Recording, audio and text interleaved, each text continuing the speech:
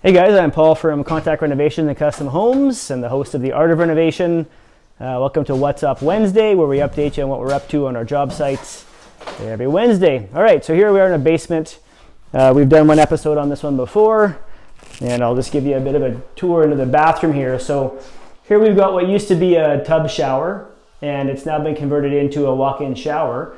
And I had mentioned in the previous video the importance of making sure you have your mixer valve, diverter, and shower head locations planned out in advance to make sure that you get what you want in the end. So now you can see we have lots of nice head clearance here underneath the shower head.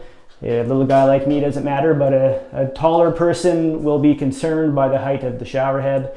Also making sure that you have backing for the handheld and the bar that goes behind it. We also have a pretty strategic placement on our niches, and then also considering the layout of the tile and how that works around your niche. You don't want to get stuck with some small strips on either side or underneath it. So there's a bit of planning that goes into these things. So when you're planning your custom shower, you need to really give some thought to all those little bits and pieces. You know, how far up the wall you're going to run your tile. Where does a full tile stop? Do you start at the bottom with a full tile?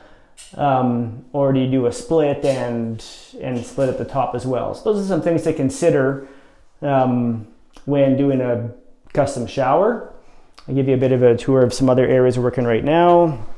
We have the painters in today, and we have some existing cabinetry that we've opted to paint versus replace. It was a nice cabinet. The profile was still good. The client was happy with it, just the color was a bit dated.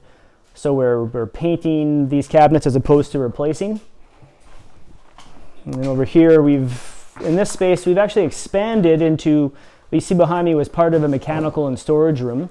And we've expanded into this area. So now we have, you can kind of see here, new LVP flooring.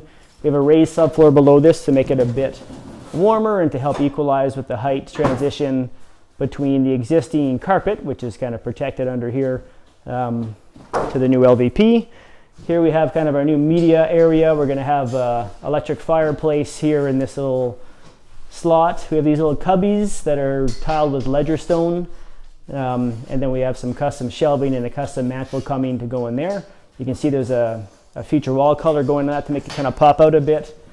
We've also built in the electrical panel into the wall. We'll have a door access to it to help it kind of blend in. Then back here we have, this is going to be our new gym area. There's a rubber gym floor underneath that floor protection. And then here we have access into our mechanical room. And then kind of tucked in behind the entertainment area, here we've got our little storage room. There's access to the sump pit back there. We've got our a sub panel back there, nice easy access.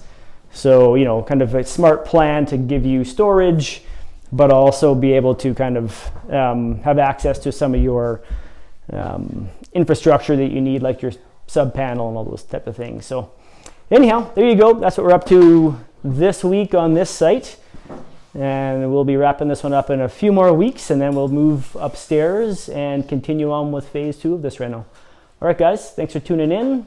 I'm Paul from Contact Renovations, the host of Art of Renovation. Don't forget to like and subscribe to our pages. Thanks. Bye-bye.